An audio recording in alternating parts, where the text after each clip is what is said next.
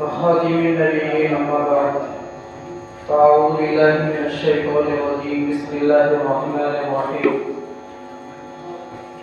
الحمد لله الذي أنزل على عبده الكتاب ولم يجعل له عوجا قيما لينذر بأسا شديدا من لدنه ويبشر المؤمنين الذين يعملون الصالحات أن لهم أجرا حسنا صدق الله ومولانا العظيم. محترم بھائیو بزرگوں عزیز نوجوان، گزشتہ جمعہ میں آپ آپ کے سامنے فتنہ دجال اور علامات قیامات کہ قیامات کی کیا کیا علامتیں، دنیا میں کوئی ایسا مذہب نہیں ہے یا کوئی ایسی سوسائٹی نہیں ہے جو قیامت کو نہ مانتی. ہر ایک کے یہاں قیامت کا تصور ضرور ہے، الگ الگ طریقے سے ضرور. جیسے جو آسمانی مذاہب ہیں یہود اور نصارہ کے، یہودیوں کے، عیسائیوں کے، ان کے پاس تو کتابوں میں پہلے ہی سے تصور چلا آ رہا ہے کہ قیامت آنی ہے، اس دنیا کو ایک دن پورا فنا ہونا ہے، ختم ہونا ہے. اور ہمارے ہندو بھائیوں کے یہاں بھی جو ہے تو اس چیز کا جو ہے تو تصور ہے کہ یہ کائنات ایک دن ختم ہونے والی ہے. تو اسی قیامت اور کائنات کے ختم ہونے کے اسلام نے کچھ علامات بتائی جن کو بڑی بڑی علامات کہا جاتا ہے. چھوٹی چھوٹی علامات تو ہم سنتے ہی آتے ہیں کہ دنیا میں فتنہ و فساد زیادہ بڑھ جائے گا، والدین کی نافرمانی زیادہ ہو جائے گی، لوگ شراب زیادہ پیئیں گے، لوگ جو ہے تو زنا میں زیادہ مبتلا ہوں گے، سودی کاروبار کا لین دین بہت بڑھ جائے گا، لوگ جو ہے تو خیانت دار بن جائیں گے، امانت دار کوئی علاقے میں ایک آدمی نہیں ملے گا. یہ وہ موٹے موٹے گناہ ہیں جو ہمیشہ ہم سنتے آتے ہیں کہ ان چیزوں کا زیادہ جب راج ہو جائے گا، ان چیزوں کا زیادہ چلن ہو جائے گا تو دنیا ختم ہو جائے گی. یعنی اس کو موٹے بات میں ہم یوں کہہ سکتے ہیں کہ اچھائی دنیا میں بہت کم رہ جائے گی اور برائی کا دنیا میں راج ہو جائے گا. شیطان ہر جگہ جو ہے تو فساد مچائے گا، اپنا راج کا سکہ چلائے گا اور اللہ کے ماننے والے بہت کم رہ جائیں گے. تو سمجھ لینا کہ قیامت قریب ہے. لیکن اللہ کے رسول صلی اللہ علیہ وسلم نے کچھ بڑی بڑی نشانیاں بتائی. قیامت سے پہلے دجال کا اس دنیا میں آنا، یاجوج ماجوج کا اس دنیا میں آنا، حضرت عیسیٰ علیہ السلام کا آسمان سے زمین پر اترنا، اور اسی طرح حضرت مہدی علیہ السلام کا جو ہے تو سعودی عربیہ اور کعبۃ اللہ کے پاس حاضر ہو جانا اور پوری امت کا ان کے ہاتھ پر بیعت کرنا، مسلمانوں کا ایک طرف ہو جانا اور پوری دنیا میں خلافت اسلامیہ، اسلامی حکومت کا قائم ہونا.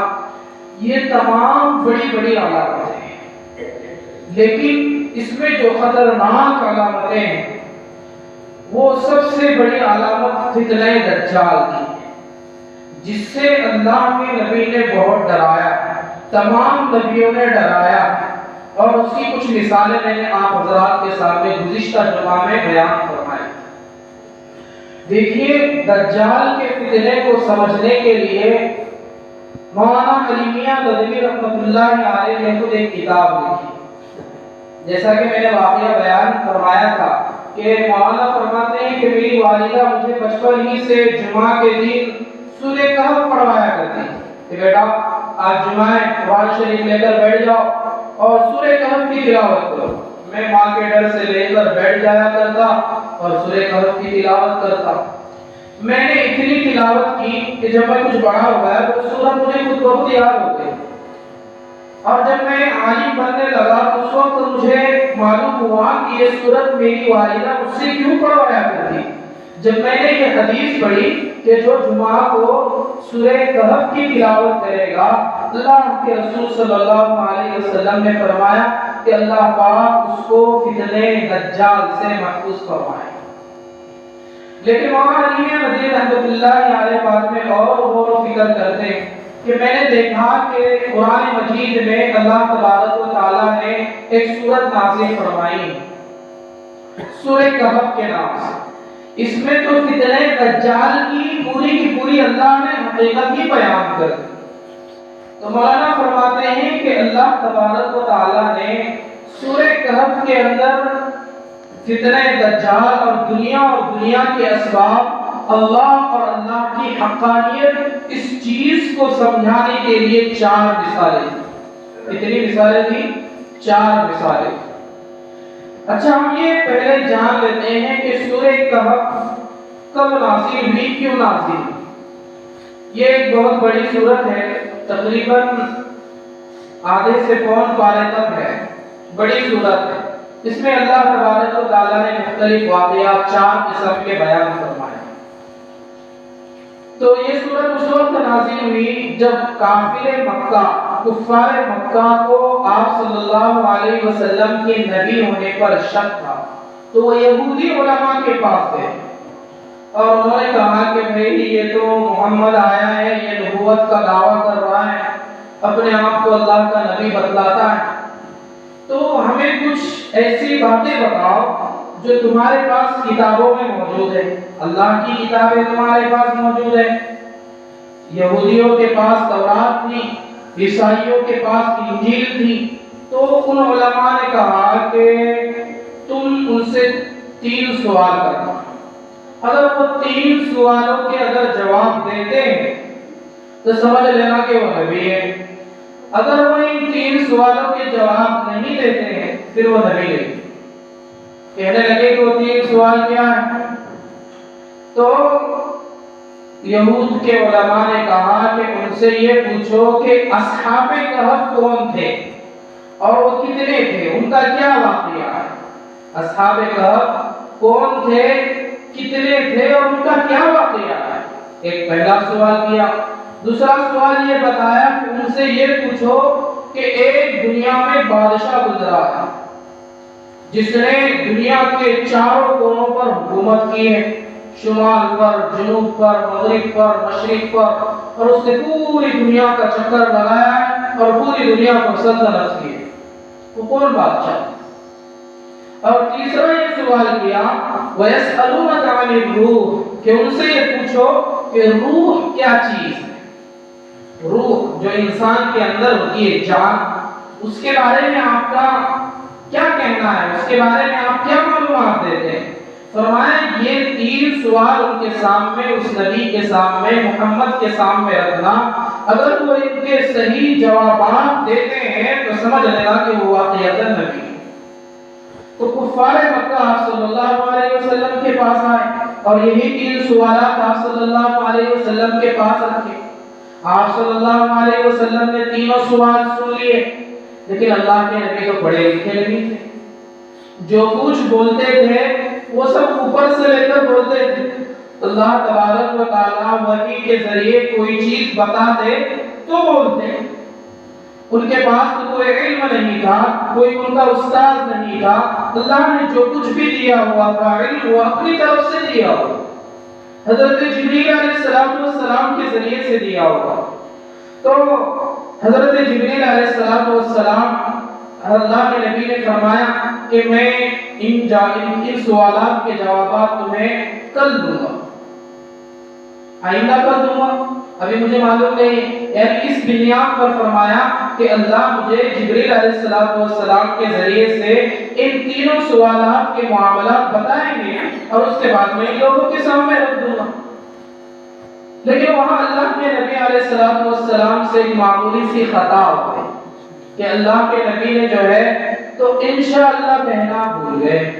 اللہ کے نبی نے فرمایا لَتَقُولَنَّ إِنِّي فَعَلْتُ ذَلِكَ غَدًا، اللہ کے نبی نے فرمایا کہ میں تمہیں جو ہے تو کل بتا دوں گا، إِلَّا أَن يَشَاءَ اللَّهُ، انشاءاللہ کہنا بھول گئے. اللہ تبارک و تعالیٰ نے 15 دن تک وحی روک دی. 15 دن تک حضرت جبریل علیہ السلام کو نہیں بھیجا. یہ دراصل آپ صلی اللہ علیہ وسلم کو بتلانا اور متنبع کرنا نہیں تھا. یہ تو اللہ کے نبی سے اللہ پاک نے خود جو ہے تو جان بوجھ کر جو ہے تو بلا دیا. اور یہ ہمیں تعلیم دینے کے لیے، امت کو سکھانے کے لیے اس طرح کا واقعہ اللہ نے چلایا. اس سے یہ بھی معلوم ہوتا ہے کہ انسان جب کسی کام کے کرنے کا ارادہ کرے، وعدہ کرے، تو انشاءاللہ کہا جائے ایک بہت بڑی نصیحت ہے کہ اللہ کے بغیر تو کوئی چیز وجود میں ہی نہیں ہے. اللہ کے حکم کے بغیر کوئی پرندہ پر نہیں مار سکتا. اللہ کی اجازت کے بغیر کوئی پتا زمین پر گر نہیں سکتا. اللہ کی اجازت کے بغیر کوئی انسان اپنی اندر لی ہوئی پھیپھڑوں میں سانس باہر نہیں نکال سکتا. کوئی جو ہے تو باہر کی سانس اندر نہیں لے سکتا. کوئی اٹھایا ہوا لقمہ جو ہے تو اپنے معدے تک پہنچا نہیں سکتا جب تک کہ اللہ کی اجازت اور حکم نہ ہو. یہی چیز اللہ پاک اس پوری صورت میں انسان کو سمجھا کہ اصل کرنے دھرنے والی ذات اللہ کی ہے. اسباب کوئی معنی نہیں رکھتے، اسباب کوئی چیز نہیں ہے. اصل ذات جو کچھ بھی کرنے والی ہے وہ اسباب کے بغیر بھی اللہ کی ذات کر سکتی. تو پہلا جو سوال اللہ کے نبی سے فرمایا تھا، اس کے بعد دوسری بات یہ یاد آ گئی کہ ہم جو ہے تو کسی کو بھی کوئی وعدہ کرتے ہیں یا ہمارے پاس جماعت میں جانے کے لیے تشکیل ہوتی ہے تو اس وقت ہم کہتے ہیں کہ انشاءاللہ تیار. پہلے انشاءاللہ بولتے وہ غلط ہے. پہلے اللہ نے کام کے کرنے کو بولنے کے لیے کہا انی فعلت ذالک، میں اس کام کو کل کروں گا. غدن الا ان یشاء اللہ، یعنی معلوم یہ ہوتا ہے کہ انشاءاللہ بعد میں بولنا چاہیے. یعنی میں 40 دن اللہ کے راہ میں نکلنے کے لیے تیار ہوں انشاءاللہ. پہلے یہ نہ کہیں کہ انشاءاللہ میں تیار ہوں، نہ، پہلے یہ کہے کہ میں اللہ کے راہ میں نکلنے کے لیے تیار ہوں انشاءاللہ. میں اپنا وقت دوں گا انشاءاللہ. میں آپ کو روپیہ دوں گا انشاءاللہ. میں آپ کا کام کروں گا انشاءاللہ. انشاءاللہ وہ غلط ہے. تو کہنے کا میرے بھائی مطلب یہ ہے کہ اللہ کے نبی سے جب سوال کیا گیا کہ اصحاب کہف کون ہیں، آج کے زمانے کے موجودہ دور کے اعتبار سے اگر دیکھا جائے تو یہ پانچ یا 7 نوجوان تھے. اور قرآن مجید کے اعتبار سے جو ہے تو 7 نوجوان تھے اور ایک کتا تھا. ان کا یہ واقعہ ہوا تھا جو قرآن مجید میں سورہ کہف میں اللہ نے تفصیل سے بتایا کہ عیسائیوں کے زمانے میں ایک عیسائی بادشاہ تھا اور وہاں عیسائیت ختم ہو کر ایک نیا بادشاہ بت پرست آ چکا تھا. اس بت پرست بادشاہ نے جو ہے تو پورے ملک کے اندر بت پرستی کو لازم قرار دیا تھا. جو اللہ کو ماننے والے ہیں، عیسیٰ علیہ السلام کے پیروکار ہیں اور عیسیٰ علیہ السلام کی شریعت کو ماننے والے ہیں، ان کو یہ پکڑ کر قتل کر دیا کرتا. جب ان نوجوانوں نے دیکھا کہ ہم تو اسلام کو، اللہ کو ماننے والے ہیں، یہ تو ہمارے ساتھ غلط کر رہا ہے، تو وہ اپنے قتل سے نہیں ڈرے، اپنے ایمان سے پیچھے نہیں ہٹے. آج کل میرے بھائیوں مجھے اور آپ کو صرف ذرا سے اپنے پراپرٹی کو نقصان پہنچانے کی اگر دھمکی دی جائے تو ہم سب کچھ بھول جاتے ہیں، داڑھی بڑھانے کے لیے تیار ہو جاتے ہیں، اپنا نام بدلنے کے لیے تیار ہو جاتے ہیں. ہم اپنی جو ہے تو پیشانی کسی کے بھی سامنے ٹیکنے کے لیے تیار ہو جاتے ہیں. یعنی ذرا سی، جس کو یوں کہا جا سکتا ہے کہ ذرا سی بات پر ہمیں آج کوئی بھی کسی بھی کام کے لیے بلیک میل کر سکتا ہے. ہمارے ایمان کی آج یہ حالت. تو اللہ تبارک و تعالی ان اصحاب کہف کے ایمان کے واقعے کو بتلا کر یہ بتانا چاہ رہے ہیں کہ دنیا اور چیز ہے، دنیا کے اندر جو بھی چیز ہوتی ہے یقیناً اسباب سے ہوتی ہے، لیکن ان اسباب کے پیچھے بھی اللہ کی ذات کا فرما ہے۔ اللہ نہ چاہے تو وہ چیز ہو ہی نہیں سکتی۔ جیسے میں آپ کو بتاؤں کہ جو پین کلر کا انجیکشن ہوتا ہے، ڈاکٹر وہ پین کلر کا انجیکشن دے گا، لیکن وہ تو پین یعنی درد تو ختم ہو جانا چاہیے، اس لیے کہ درد کے ختم ہونے کی دوا جسم میں جا چکی ہے، لیکن اللہ کا اگر حکم نہیں ہے تو انسان اور ڈاکٹر دسیوں انجیکشن پین کلر کے لگاتا رہے، انسان کا درد ختم نہیں ہو سکتا۔ جب اللہ کا حکم ہوگا تبھی ہوگا۔ تو ان نوجوانوں نے اپنے ایمان کو بچانے کے لیے، اپنے ایمان کی حفاظت کے لیے ایک دور دراز جنگل میں جا کر بسیرا کرنے کا ارادہ کیا، اور وہ نوجوانوں نے ایک غار ڈھونڈی اور اس غار کے اندر جو ہے تو رہنے لگے۔ کچھ جو بچا کچا جو کچھ بھی سامان ساتھ میں لائے تھے وہ سب ختم ہو گئے، اور اللہ پر بھروسہ تھا، اللہ پر یقین تھا، اللہ کی ذات پر یقین تھا کہ جس اللہ کو ہم ماننے والے ہیں وہ اللہ ہماری حفاظت کرے گا۔ ہم جب اس کے ایمان کے خاطر، ہم اس کے یقین کے خاطر جب بادشاہ سے ہم نے بغاوت کی ہے، بادشاہ سے ہم نے دشمنی کی ہے، تو ہمارے ساتھ ہماری مدد کرنے والا ہمارا رب ہوگا۔ لہذا وہ غار میں بند ہو گئے، کھانے پینے کا سامان بھی ختم ہو گیا، ایک کتا ان کے ساتھ تھا وہ بھی جو ہے تو ان کے ساتھ رہا۔ اللہ تبارک و تعالیٰ کی طرف سے اللہ نے تمام دنیا کو، تمام دنیا کے انسانوں کو ایک پیغام دینے کے لیے ان کو ساتھ ایسا معاملہ فرمایا جو ہماری عقل سے دور ہے، یعنی اسباب وہاں کام نہیں کرتے کہ ایک انسان 309 سال تک ایک غار کے اندر بغیر کھائے پیے سو کر کیسے زندگی گزار سکتا ہے۔ تو ان نوجوانوں نے 309 سال، اس کو کہتے ہیں 309 سال۔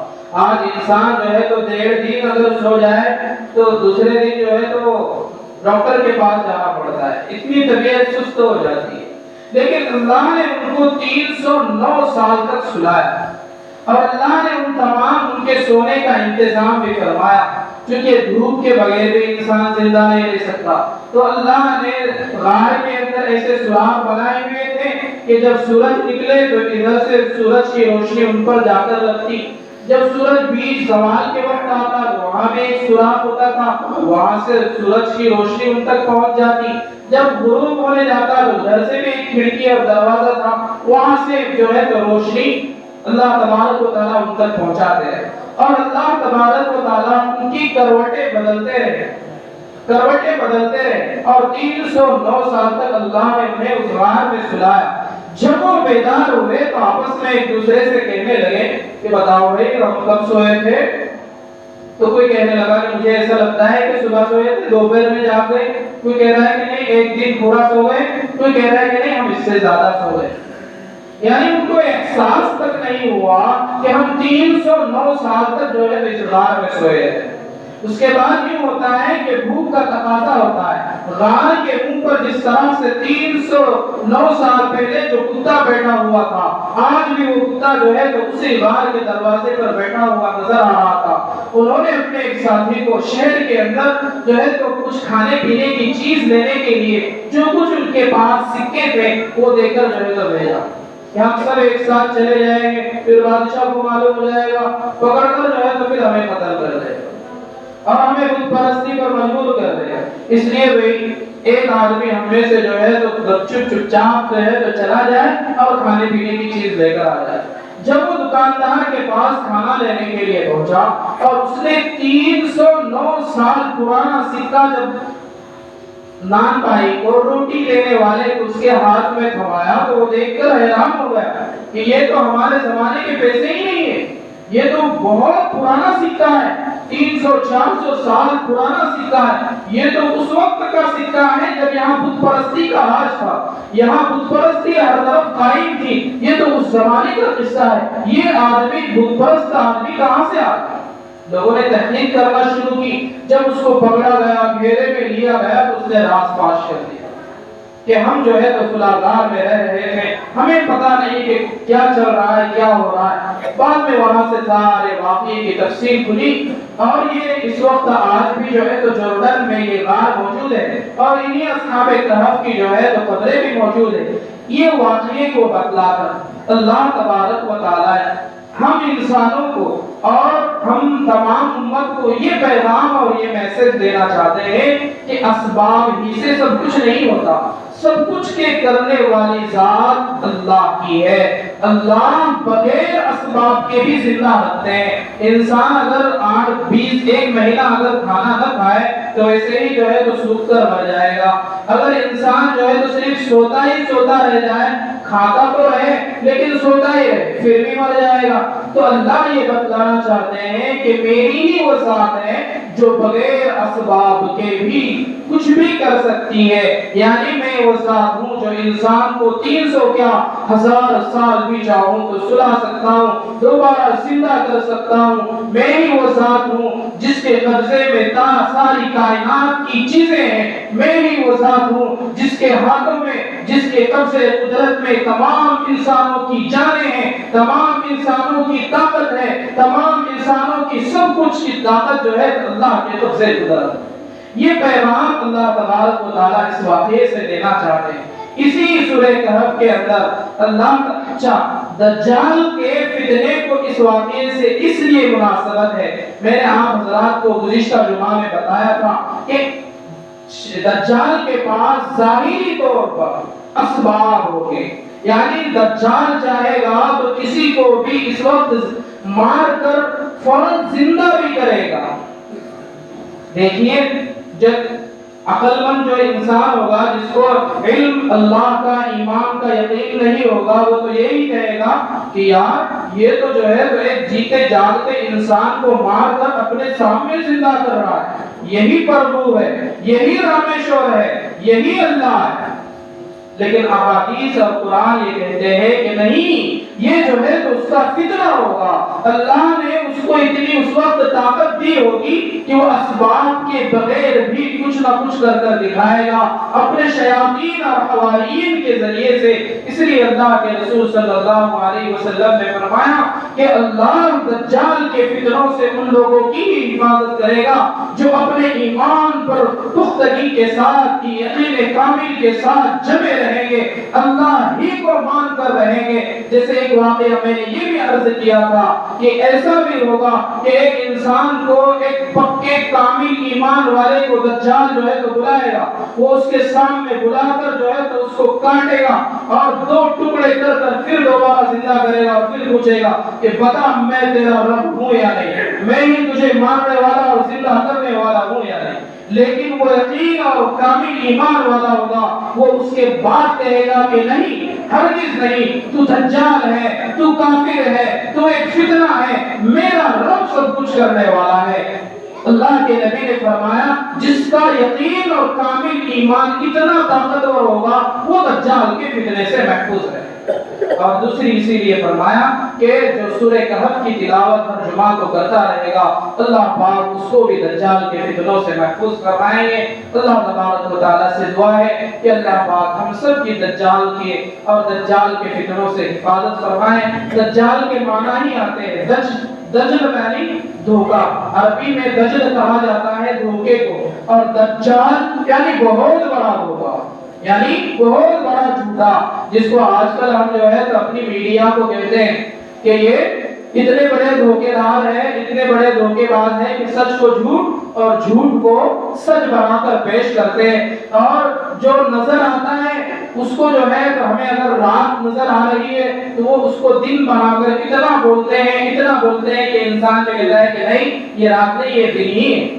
ایسا ہی چل رہا ہے نا۔ تو میرے بھائی یہ دنیا میں جتنی بھی چیزیں چل رہی ہے یہ دجال کے فتنوں سے جا کر جڑتی ہے، اور کیسے کیسے کیا کیا چیزیں جڑتی ہیں انشاءاللہ آنے والے جمعوں میں آپ حضرات کے سامنے پیش کرنے کی کوشش کروں گا انشاءاللہ۔ تو میرے بھائیوں ایک وقت ہو گیا ہے اور بھی کچھ چیزیں تھی جو آپ کو اسی جمعہ میں بتانی تھی۔ اللہ تبارک و تعالیٰ سے دعا ہے کہ اللہ پاک یہی سنی بات پر خوب عمل کی توفیق عطا فرمائے۔